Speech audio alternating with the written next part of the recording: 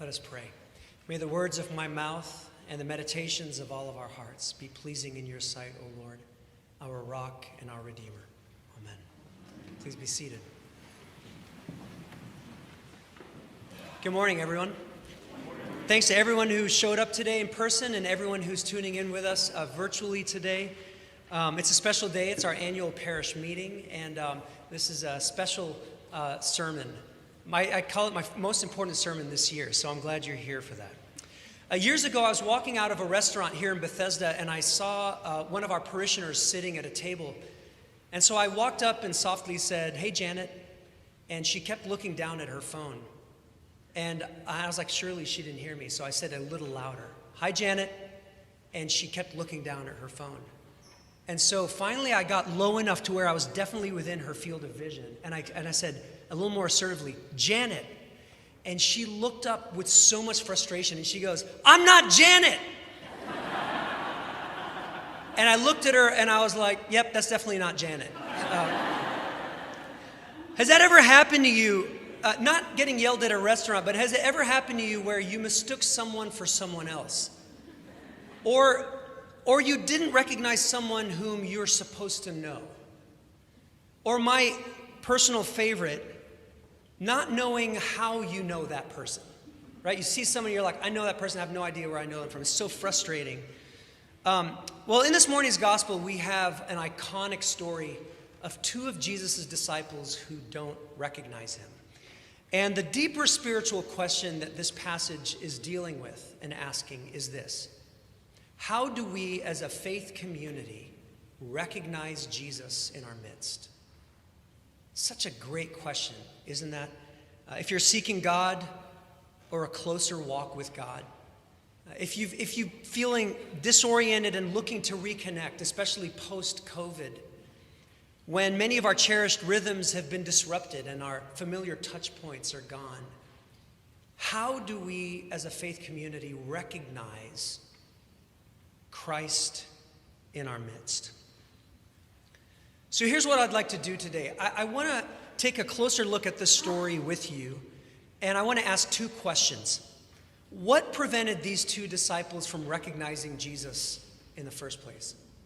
And secondly, what changed that finally made him known to them? And what I'm hoping is that by looking at these two questions, especially today on the occasion of our annual parish meeting, that we'll hear something together for our context and our time, something that will guide us and encourage us as we continue in our good work of building community at the crossroads of faith and life. So let's jump right in.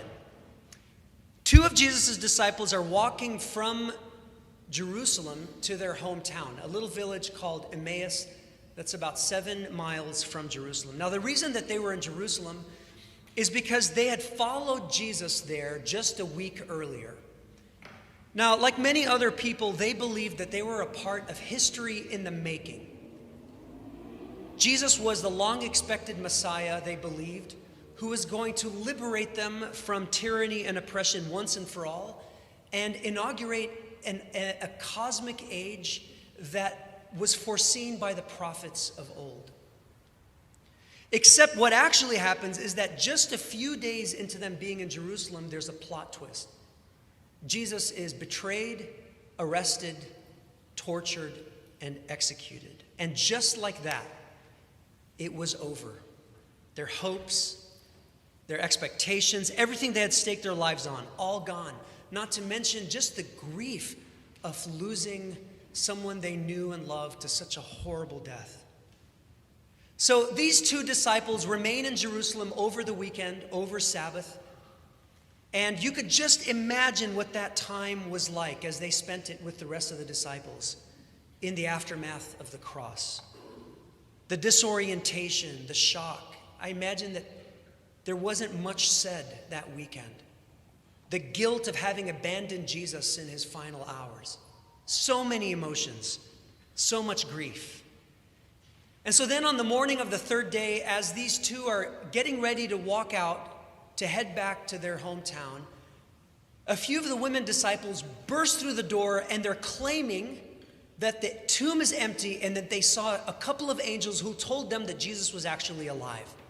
And so, of course, a few other disciples go to verify this. And yes, the tomb is empty, but there's no angels and there's no Jesus. What do you think?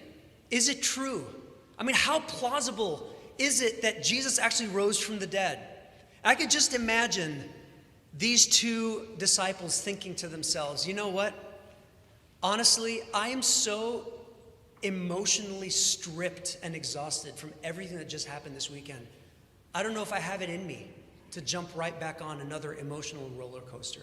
You know what? Let's just leave. So they make their way home. And while they're walking, a stranger comes up and walks along with them. Now, this is totally common back then in a communitarian culture where you're walking from one city to another city in the wilderness. It was just a safer way to travel for fellow Jews to kind of walk together. So this is a totally normal thing. They think nothing of it, except what they completely fail to see is that this stranger walking with them is actually Jesus. And it's broad daylight, right? It's not nighttime. And he's speaking to them. They're hearing his voice. They're talking with him about what just happened in Jerusalem. Like, they're talking about Jesus. It's not like, I wonder where I know this guy from, right? The context is all there. And then eventually we're told that he starts to teach them the scriptures. So just get this. Even though they're walking with him, hearing his voice, watching his mannerisms, experiencing his style of teaching like they had many times before, still neither of them says, hold on a second, time out. You look familiar. Nothing. Isn't that so weird? I mean, Jesus wasn't just an acquaintance. It's not like someone they had met a couple of times. I mean, they were in the upper room when the news came that the tomb was empty. They were with all the other disciples. These are a part of the core group. He was unmistakable to them, and yet they didn't recognize him. And the question is why? Let's look at what it says in the story. So Jesus himself comes near and walks with them, and their eyes were kept from recognizing him. And he says to them, what is it that you guys were talking about on the road? And they stood still, looking sad. Why were they sad? And one of them, whose name was Cleopas, answered, are you the only stranger in Jerusalem who doesn't know what happened there these past few days? And the stranger says, Jesus says, what things? And he says, the things about Jesus of Nazareth, who was a prophet, mighty in deed and word before God and all the people, and how the chief priests and leaders handed him over to be condemned to death, and they crucified him. But listen to this. But we had hoped that he was the one to redeem Israel. We had hoped. When I was starting out my ministry in Los Angeles, there was a young man in my church who had felt for many years that he was called to the priesthood, that that's what he was made for, called to the ordination. And so I set up a discernment committee for him at the church, which met with him for a few months. And then the way the process goes, he went to the diocese for a 3-day retreat. And that retreat is put on by the Commission on Ministry, which is the body that determines prayerfully and judiciously whether or not you're going to move forward in the ordination process, right? So during that retreat, he had extensive interviews, just like everyone else who was there, with the Commission on Ministry. And at the end of that time, they sat him down and they told him that he would not be moving forward in the process.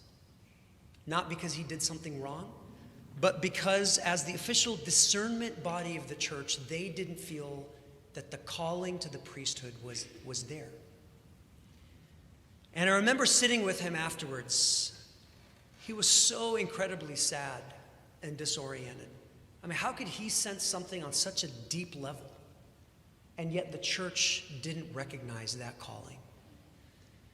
And at one point, he looks up at me and he says, I don't know what I'm going to do now. I had hoped that I would be spending the rest of my life ministering as a priest, and now I feel totally lost. I had hoped.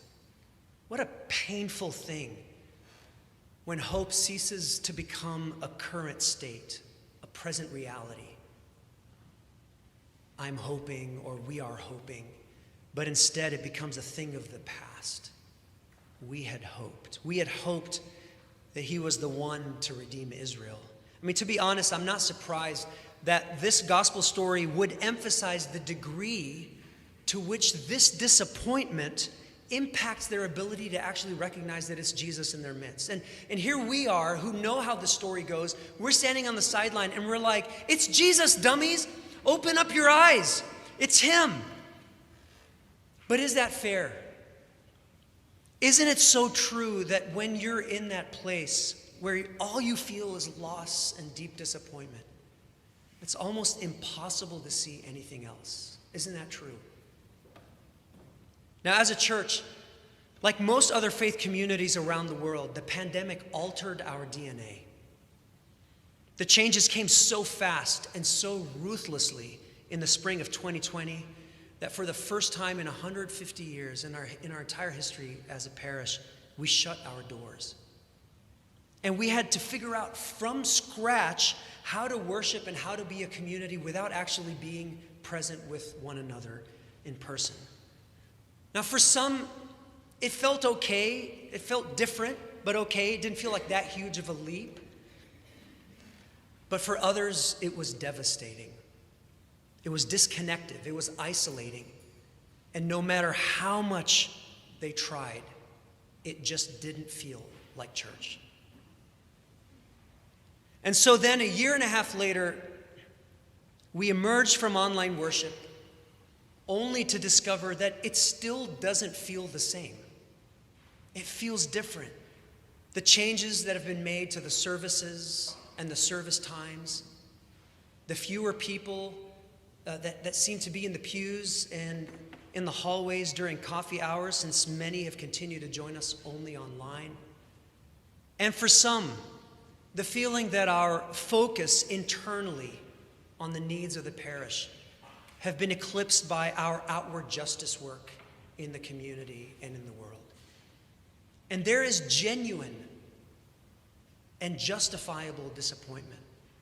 I was talking to someone just the other day who, in tears, said to me, Sari, I just miss who we were before the pandemic. And I want you to know something. I miss it too. But of course, there are degrees, right, to the disappointment. And some have chosen to look elsewhere for a parish home. They said, I think I need to find another church. While others, they continue to faithfully come every single Sunday and worship with us, and yet still struggling because it just doesn't feel the same. And I just want to acknowledge that this morning. Now, some preacher out there is going to tell you that the reason these two disciples didn't recognize Jesus is because they were blinded by the intensity of their disappointment, almost as though to say that we shouldn't wallow in our grief. Which reminds me of something that Nadia Bolz-Weber once said.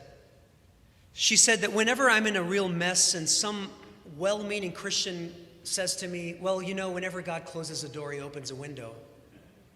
She says, I immediately start looking around for that open window so that I can push them out of it. Which is to say, she continues, I don't find ignoring the difficult reality of our lives in favor of some kind of blind, cheerful optimism to be hopeful. I find it to be delusional. So no, it's not that the disappointment is what stood in the way of them recognizing Jesus. How could these disciples not have been disappointed and disoriented? I mean, their expectations were smashed to pieces.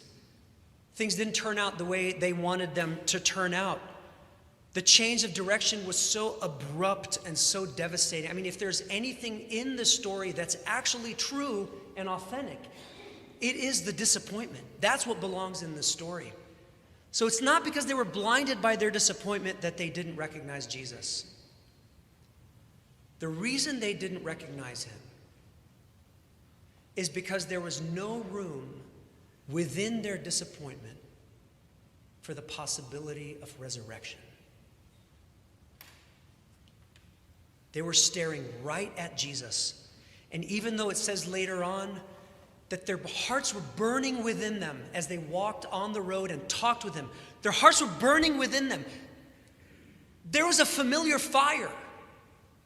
Their bodies and their spirits knew it was Jesus, but somehow there was an obstacle that prevented them from consciously recognizing that it was him. Why?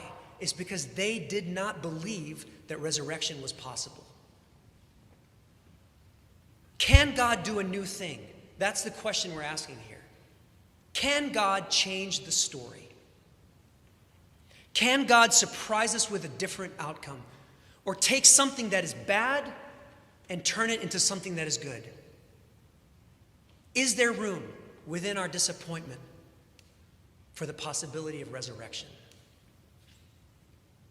Are we open to that? Because what the story is telling us is that if we're not expecting Jesus to show up in the midst of our disappointments, then what's going to happen is we are going to miss that Jesus is actually here with us and doing awesome things. So it's okay to be disappointed, friends. It's okay to be disoriented. We can work on this together as a parish, and we will. As long as we remember that God is always doing something new. And rather than waking up to it someday in the future, let's look for it now because it's here. Tara Brock, who many of you listen to, tells the story of a little girl who was drawing something, and the teacher comes up and says to her, "Honey, what are you drawing?" And she goes, "I'm drawing God." And the teacher lovingly says to her, "Well, honey, nobody knows what God looks like." And the girl says, "Not yet." And I love the audacity of this little girl. Sometimes as a church, we have to be just as stubborn in our hope. I might be disappointed, but that doesn't mean that God isn't here. I might be disappointed, but that doesn't mean that God isn't doing something awesome and new in our midst. So that's the obstacle. What changed that finally made Jesus known to them? Well, the first thing that happened is that they invited him to stay with them. I mean, essentially, they were hospitable to a stranger, not realizing that in the process they were actually inviting Jesus into their home. I wonder how the story would have gone if they had said to Jesus, "Okay, nice chatting with you. This is our stop. We'll see you." The story would have turned out so different, but thankfully it was the generous act of hospitality that paved the road to the biggest surprise of their lives. It always starts with hospitality. Isn't that so true? Something that we here at St. John's try so hard to value and to live into every single day. Hospitality. Hospitality is grounded in the idea that there's always enough to go around. There's always enough room for more. There's always enough love. There's always enough food or resources. There's always enough ways to get involved. We welcome you. Hospitality is grounded in a mindset of generosity and abundance. I'm going to share something astounding with you. I didn't even realize the extent of this until this week when I sat down with some of our staff and we looked at this in depth. In the last 3 years, since the pandemic started, so after we closed our doors and went only to online worship, in the last 3 years, 71 new households have made St. John's their home church. These are regular, participating individuals and families whom we see week after week, who weren't here before the pandemic. 71 households. And if that's you this morning, I just want to say, we're so glad that you're here. Your presence among us is so incredibly encouraging. And if you feel like St. John's is your home, then I want to invite you today to make the transition from being a guest at our table to becoming a member of our family. Let me tell you why now is the perfect time. So a little context. 7 years ago, St. John's hit a major growth spurt. We had been journeying through a vision process with the question, how do we as a church become more than just the building that's on the intersection of Wisconsin and Bradley, that's what we're known for? How do we become a church that's actually relevant to its community? And I remember sitting with the vestry one day and looking at our church budget, and we realized that something had changed. Our budget had suddenly mushroomed.